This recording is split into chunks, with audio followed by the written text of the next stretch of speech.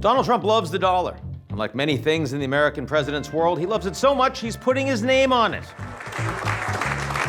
But the greenback has been on one heck of a ride over the past year, shedding a tenth of its value since the start of his second term, leading many to ask, is the dollar in trouble? For the past 80 years, the dollar has been the world's leading reserve currency because of the unmatched strength of the U.S. economy and trust in its institutions. So how did we get here? Well, during World War II, the United States became the largest supplier of weapons and goods to allied nations, paying for them in gold. 6 years of war in Europe have left behind a trail of chaos in which France has taken her full share of suffering. But by the war's end, those reserves were depleted. The United States held the majority of the world's gold. In 1944, Allied countries met in New Hampshire for the Bretton Woods Conference to design a new foreign exchange system, one that would help countries ravaged by the war. And this time, currencies would no longer be tied directly to gold, but instead to the US dollar. And just like that, the dollar became the backbone of a new global economic order. Fast forward to today, and the dollar's dominance is starting to look a little less absolute. Over the past year, the dollar has weakened dramatically, and not without reason. The United States imposed tariffs on friends and foes alike.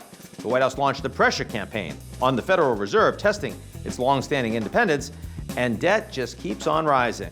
The result is more volatility, it's less confidence, and a growing chorus asking whether the process of de-dollarization is underway. Some leaders would certainly like to think so. Back in February, Xi Jinping revealed one of his top priorities is for China's currency, the renminbi, to dethrone the dollar. And a priority for Russian President Vladimir Putin, too. Back in 2024, he opened a summit for BRICS allies with a call to ditch the dollar. Если Соединенные Штаты по политическим соображениям ограничивают использование долларов. So is the world ready to move on from the dollar? Well, there's one reason why it isn't, and that's Tina. No, not that Tina. Tina as in there is no alternative. For all the talk of de-dollarization, when uncertainty hits, greenback is still what people turn to. By the second half of 2025, the dollar's safe haven status was already reasserting itself. Foreign investment in U.S. assets climbed.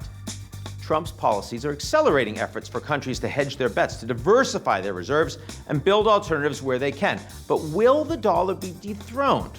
That is wishful thinking, unless there's a solid backup plan.